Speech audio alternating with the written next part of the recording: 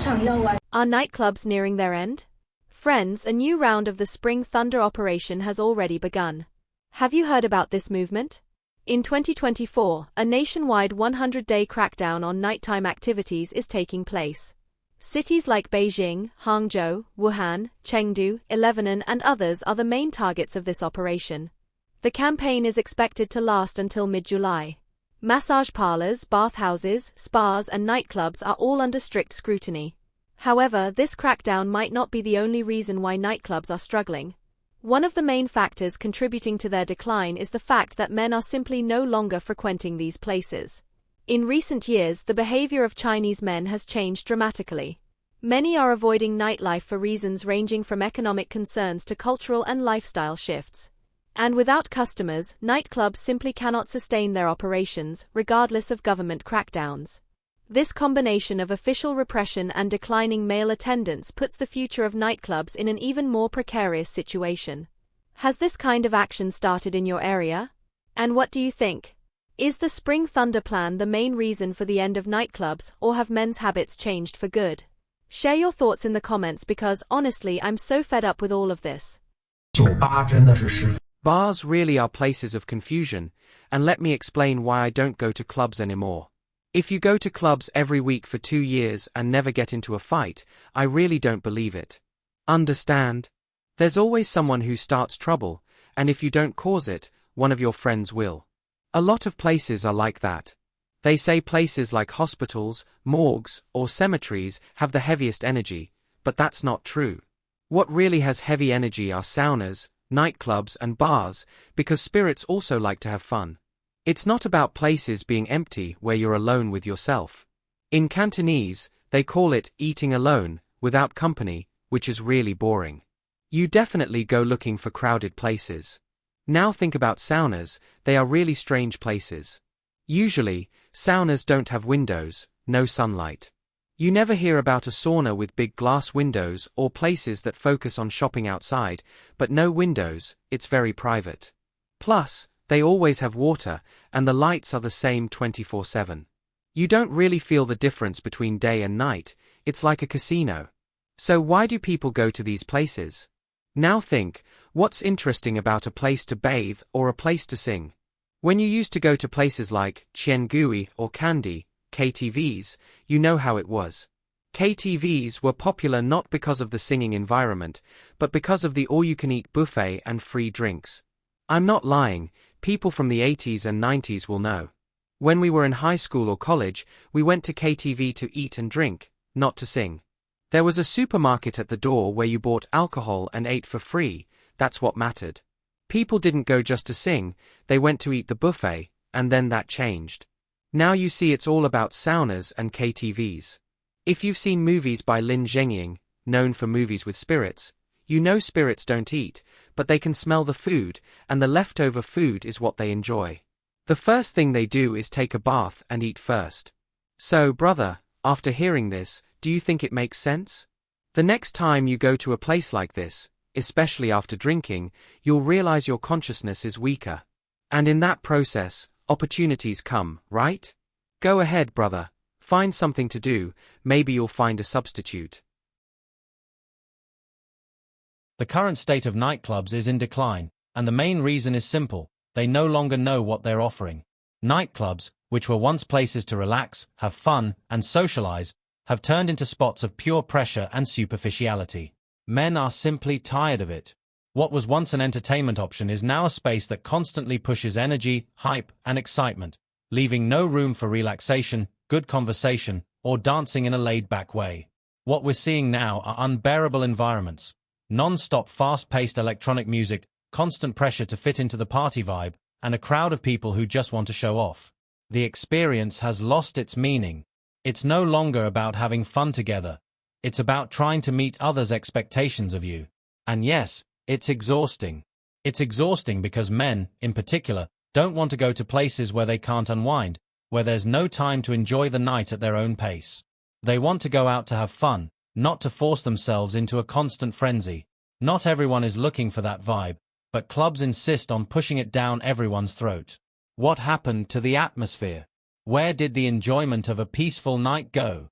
Let's not even talk about the type of crowd these clubs are attracting now. People too young, who want everything fast and don't care about the quality of the experience. And the clubs keep catering to that crowd. The result? Men who know things aren't what they used to be, who know what it's like to have a good time, are leaving and seeking out other places. They don't want to be in that rush anymore. The truth is, nightclubs have killed what made them interesting in the first place. They're replacing what was once a place of fun and socialization with an environment of empty stimuli, consumption, and a lack of authenticity. And no matter how hard they try to reinvent themselves, the reality is that what's missing isn't the what or the how, but the why people keep coming. And men are no longer willing to pay that price. They're tired. What the clubs are offering no longer makes sense, and the only thing we can expect from this unsustainability is a slow and painful decline.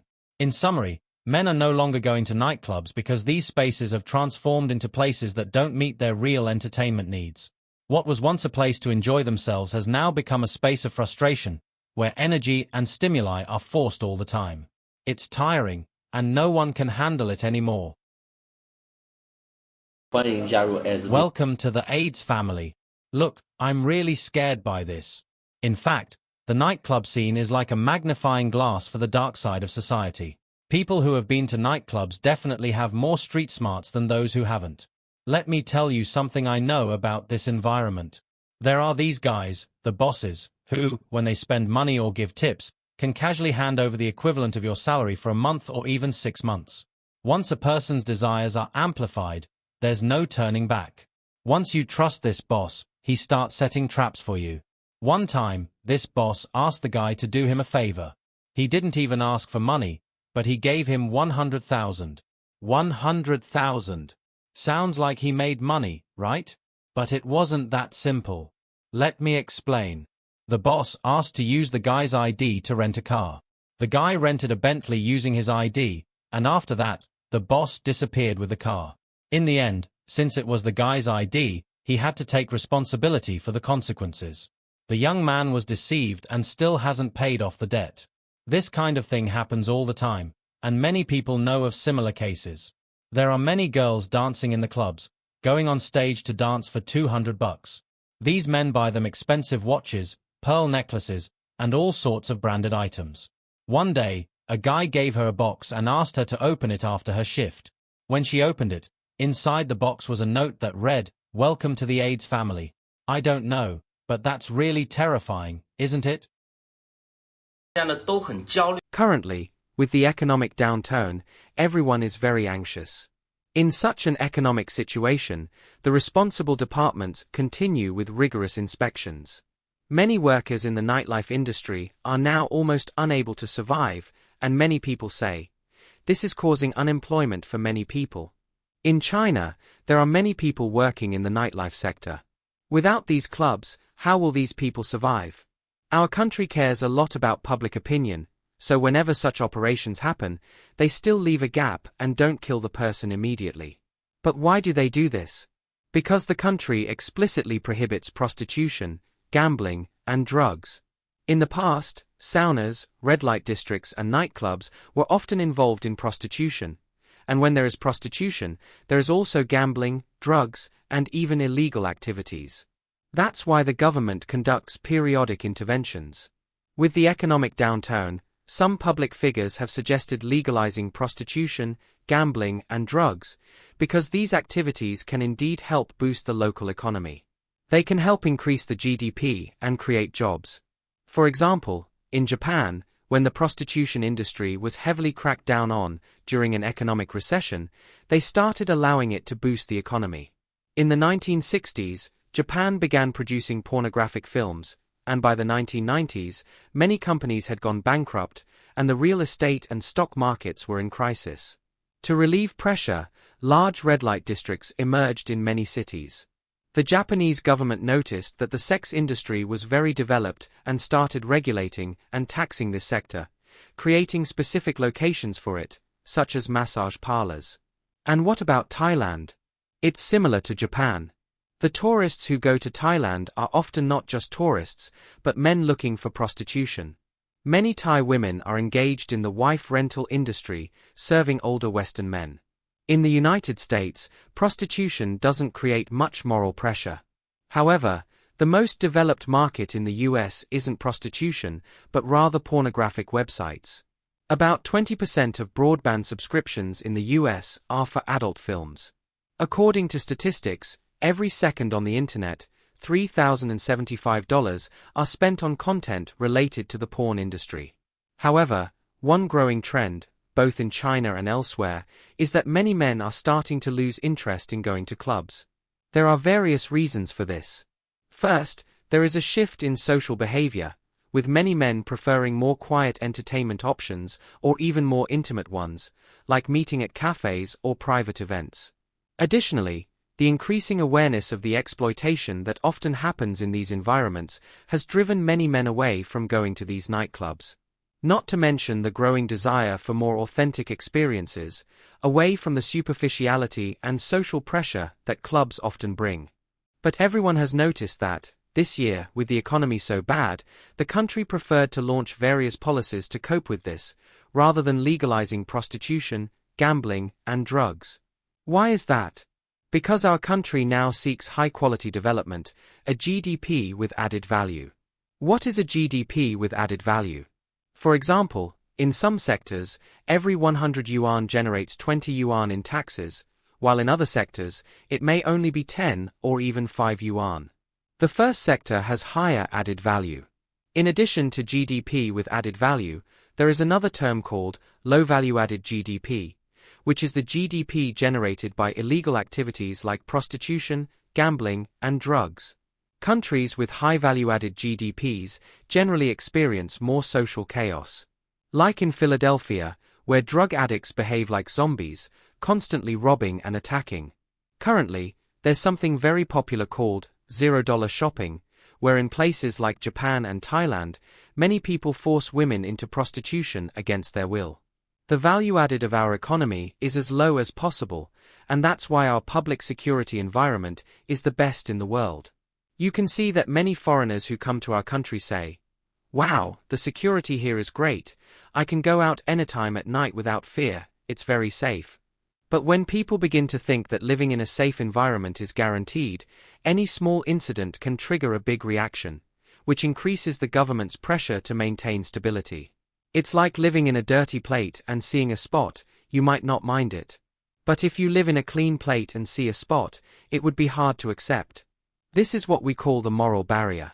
Therefore, our country prefers not to have a high value-added GDP in sectors like prostitution, gambling and drugs, preferring to reduce entry barriers and face large pressures from public opinion.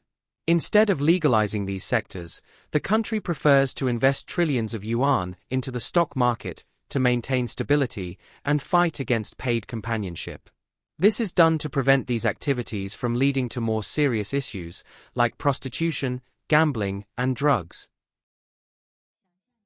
Imagine a place with dim lights and deafening music, where money and desire intertwine and emotions collide with reason. This isn't a movie scene, it's the harsh reality of the nightlife world. The nightlife world, a place that seems glamorous, is actually a testing ground for money. Here, money can buy everything you desire, but it can never buy true emotions. When the payments stop, emotions reset. That's the cruel rule of the nightlife world. Desires are amplified beyond limits. Every corner of the clubs and bars is filled with temptations. People come here to free themselves, seek excitement, and find that fleeting pleasure. But when the night ends and the lights go out, all that's left is emptiness and loneliness. The girls of the nightlife, their smiles, their softness, are emotional fantasies. They will fall for you at an impressive speed, making you believe they truly like you. But this love is fragile. It usually only lasts until the elevator doors close. Once that happens, you both become strangers again. Here, it doesn't matter who you are. You can experience what it feels like to be rich and beautiful. A brief experience, but one that's addictive.